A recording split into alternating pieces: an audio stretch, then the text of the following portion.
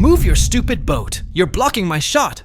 The girl's voice echoed across the marina, sharp and demanding. She stood on the dock, phone in hand, designer sunglasses reflecting the afternoon sun. Her two friends flanked her, equally dressed for social media perfection, equally annoyed by the interruption to their photo session. The man in the small inflatable boat looked up from securing his equipment. He wore a simple navy blue windbreaker and cargo pants, his face weathered from sun and salt water. His hands, strong and scarred, continued working with practiced efficiency. I'll be out of your way in just a minute. Just finishing up here. A minute? Do you know how long we've been waiting for the perfect light? The golden hour doesn't last forever, genius. She gestured dramatically at the water behind her, where the setting sun created the kind of backdrop influencers dream about. We need this space. So move. Now. Miss, I'm conducting official business. I just need to finish. Checking these buoys, and I'll be gone. Official business? In that little dinghy? She laughed, and her friends joined in, the sound carrying across the water like the cry of seagulls. What are you? The harbor patrol? The kayak police? I'm with the Coast Guard. The what? The United States Coast Guard? Another burst of laughter. That's not even a real thing. That's like saying you're in the Space Force or something. Did you make that up? The man's jaw tightened slightly, but his voice remained level. I assure you it's real. And I need to finish my work. Your work is ruining my content. Do you know how many followers I have? Do you understand how much money I make from these posts? She stepped closer to the edge of the dock, her phone held up, recording now. Look at this, everyone. This random guy in a little boat is harassing us. He's preventing us from using public dock space. This is literally a violation of our rights. An elderly couple walking their dog along the marina slowed down, watching the confrontation with disapproving expressions. You're not being harassed. I'm just finishing a safety inspection. Safety? Of what? The water? Her friends giggled. Of the navigation buoys. They need to be checked regularly to ensure they're functioning properly. That's the most boring job I've ever heard of. You check floating things to make sure they still float. That's what you do with your life. I keep people safe on the water. How heroic. She rolled her eyes dramatically. You're like a swimming pool lifeguard, but for the ocean. That's so sad. One of her friends chimed in. Seriously though, can you go do that somewhere else? We rented this dock space for the hour. The man looked up at her sharply. You rented dock space at a public marina? It's basically the same thing. We paid for parking. That means we get priority access. That's not how it works. Well, it should be how it works. People who actually contribute to society should get priority over people who... She waved her hand dismissively, float around checking on buoys. The elderly man with the dog had come closer. Young lady, you need to show some respect. Oh, great. Another old person telling me what to do. This is a free country. I can say whatever I want. His wife tugged on his arm. Come on, dear, let's go. But he stood firm. That's a Coast Guard uniform. Even if he's off duty, you should show respect. It's not even a real uniform. It's just a windbreaker. My gym teacher wears something similar. That doesn't make him military. The Coast Guard is absolutely military. They're one of the 5 armed services. Whatever. Even if that's true, it's not like they do anything important. It's not like they're in real wars or anything. The man in the boat had finished securing his equipment. He started the small outboard motor, preparing to leave. But the girl wasn't done. She stepped right to the edge of the dock, her phone extended, recording his face. Yeah, that's right. Run away. Can't handle a little criticism. What are you going to do? Call your Coast Guard buddies to come rescue you? Her friends were laughing again, egging her on. Seriously though, did you even have to go to school for this? Or did they just hand you a boat and say good luck? The man cut the motor. The sudden silence was heavy. I went to the Coast Guard Academy. 4 years. Graduated top 10% of my class. Ooh, top 10% of boat school. Impressive. He climbed back onto the dock, his movements fluid and controlled. Up close, he was taller than he'd seemed in the boat. There was something in his bearing, in the way he moved, that spoke of discipline and capability. Look, I don't want any trouble. I just need you to understand that what I do matters, that every service member, regardless of branch, deserves basic respect. Why? Because you wear a uniform? Because you work for the government? That doesn't make you special. No.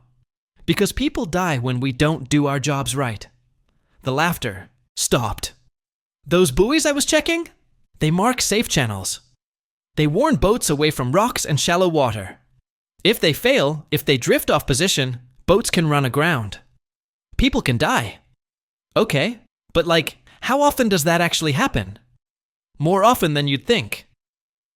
Last month, a family of 4 ignored the buoy system during a storm.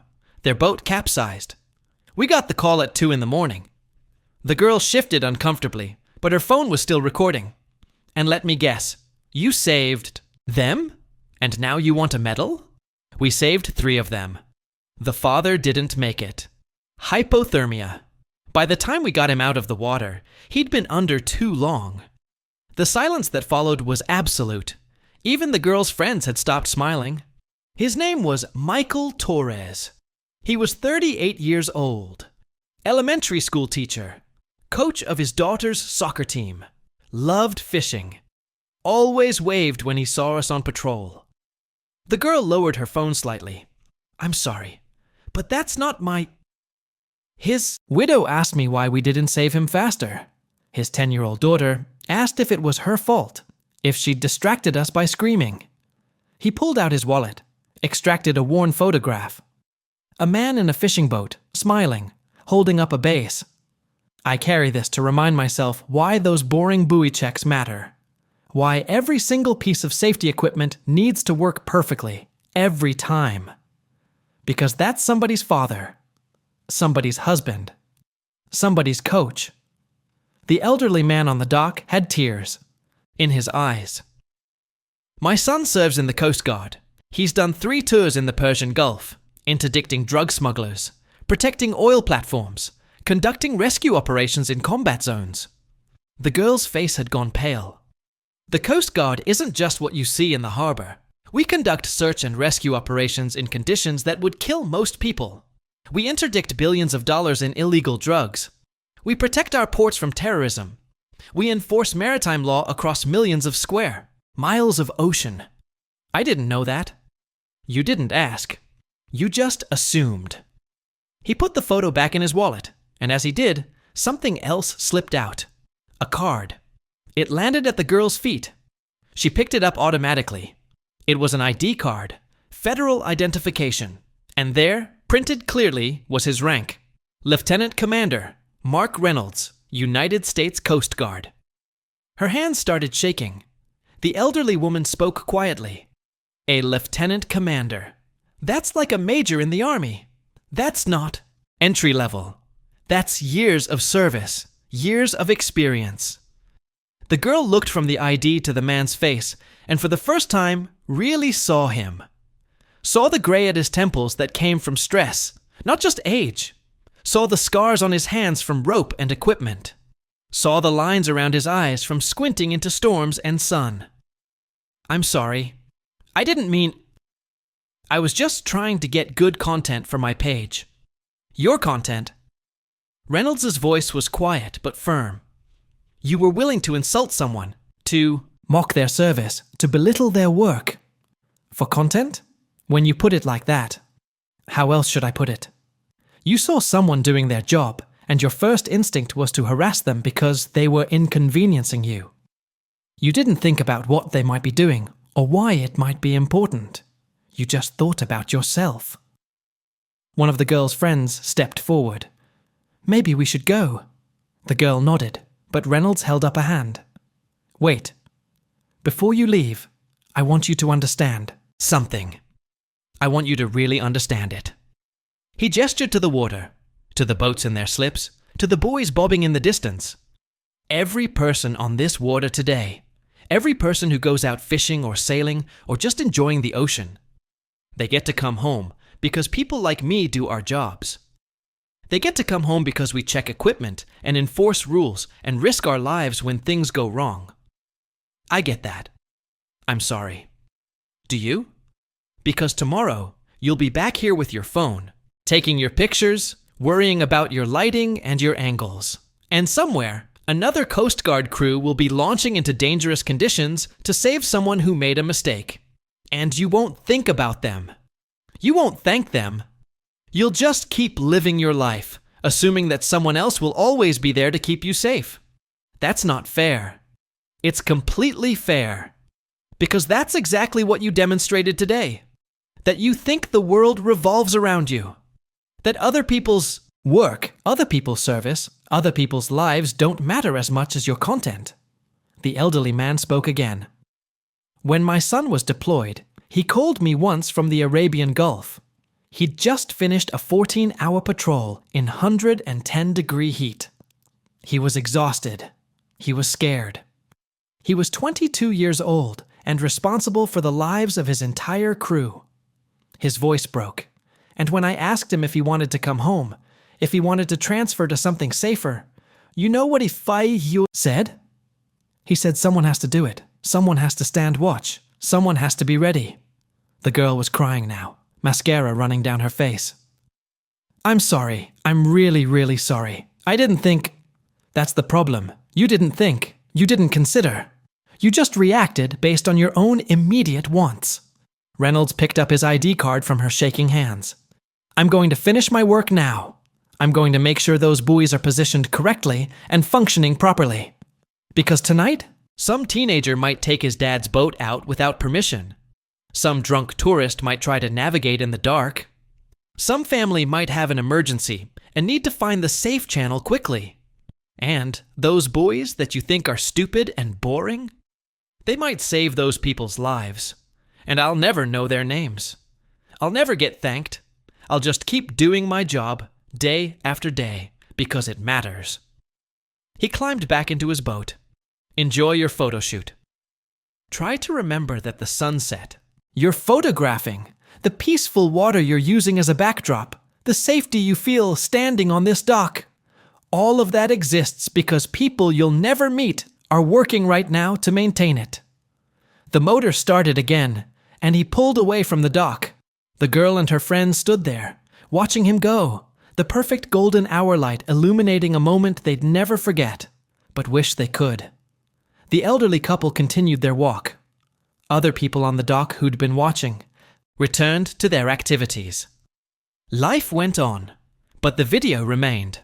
The girl had been recording the whole thing, and she'd captured everything. Her cruelty, his dignity, the truth about what he did and why it mattered.